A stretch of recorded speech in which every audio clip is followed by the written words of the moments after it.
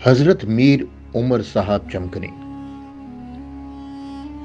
इनका पूरा नाम मोहम्मद उमर और वालिद का नाम मोहम्मद इब्राहिम खान था। आपके वालिद पश्तून और वालदा सैयद जादी थी। आप बजौर के रहने वाले थे। आपके दादा कादिर खान एक बुलंद पाया आलिम और चिश्तियाना और कादरियाना दोनों सिलसिलों के आला हजरत थे।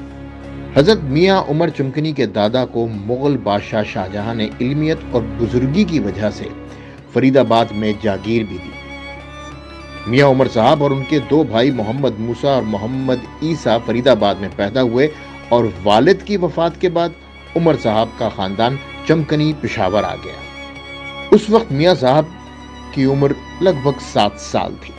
आपकी परवरिश आपकी वालदा साहिबा ने की। दीनी उलूम उस वक्त के जय्यद उलमा मोहम्मद फाजिल, शेख फरीद अकबरपुरी, हाजी मोहम्मद अमीन पेशावरी और हजरत अब्दुल गफूर साहब नक्शबंदी से हासिल की। ज़ाहिरी उलूम ने हजरत मियाँ उमर के दिल में बातिन की सफाई का शौक रोशन किया। इस तरह आप 1692 में उस वक्त के नक्शबंदी सिलसिले के मशहूर बुजुर्ग हजरत सादी लाहौरी की खिदमत में हाजिर हुए।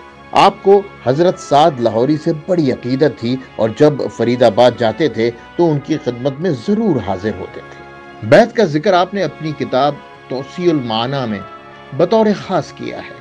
आखिरकार हजरत मियाँ उमर ने हजरत जी बाबा की तरफ से खिलाफत पर फायज हुए। आपने यूसुफ जई और खलील कबीलों के हजारों तलबा को फैजियाब किया। आला अखलाक के मालिक थे और नहायत शीरीं ज़बान थे। आपसे अहमद शाह अब्दाली की एक स्पेशल, एक बहुत खुसूसी अकीदत थी। मियाँ उमर साहब का इल्म और मार्फत का कारवां रवां दवां चश्मे की तरह चल रहा था।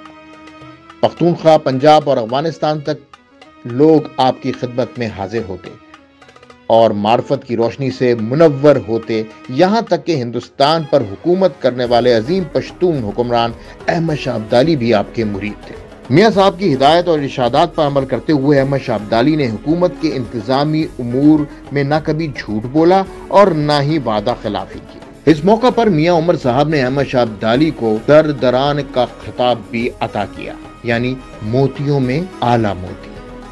आपने हिदायत की कि अपने कबीले का नाम भी इस खिताब की मुनासबत से तब्दील करके दुर्रानी रखो।